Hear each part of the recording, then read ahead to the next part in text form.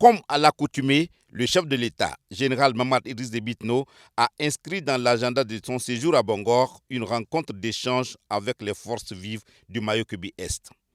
Il s'agit de les écouter, leur parler à cœur ouvert du processus de la refondation du Tchad en cours et d'annoncer des projets de développement socio-économique qu'il a mûris pour la province afin de lui permettre de développer tout son potentiel agro-silvopastoral et humain. Le gouverneur de la province, Abdelkerim Seyd Bosch, à qui les forces vives de la province ont confié la mission de porter leurs préoccupations et aspirations au président de la République, général Mamad Idriss Déby Itno, a d'abord vanté les mérites du chef de l'État, son pragmatisme politique et son sens des responsabilités, avant de mettre en avant les potentialités agro-pastorales de la province, les besoins en infrastructures et services de base et le renforcement de la sécurité pour permettre à sa province de jouer sa partition dans la refondation du Tchad. Le chef de l'État, qui a attentivement suivi et pris note des doléances du Mayo-Kébi-Est, a exprimé sa volonté de soutenir le développement socio-économique de la province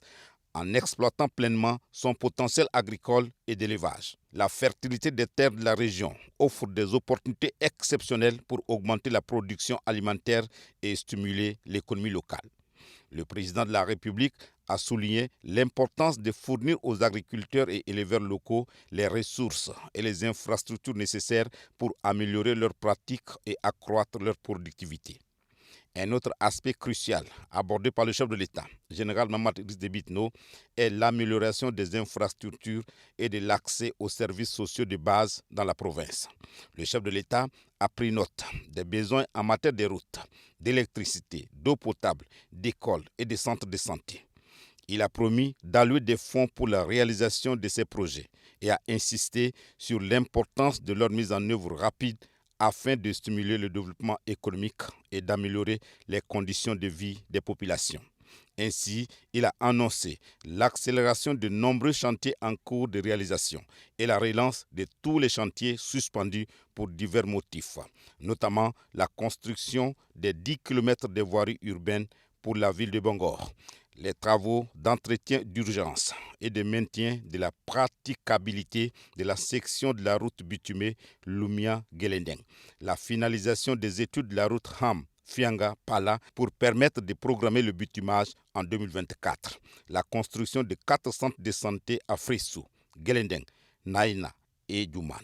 la construction des écoles primaires dans toute la province. La ville de Bangor verra notamment la construction d'une école communale, d'un collège d'enseignement général et d'un lycée,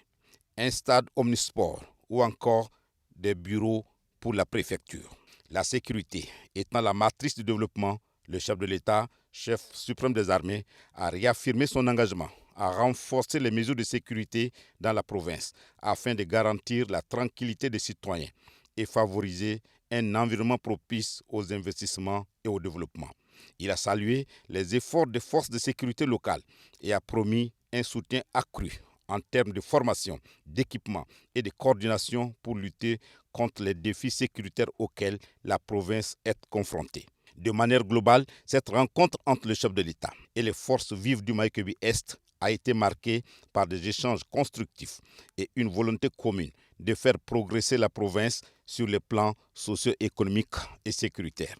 Les promesses faites lors de cette rencontre ont suscité de grands espoirs quant à l'avenir de la province. Les engagements pris par le chef de l'État, général Mamad Idriss Déby Itno, en matière de développement socio-économique, de renforcement de la sécurité et d'amélioration des infrastructures sont porteurs d'une vision prometteuse pour la province. Ils marquent un tournant décisif dans la volonté de construction d'un avenir prospère pour le Mayo-Kébi-Est.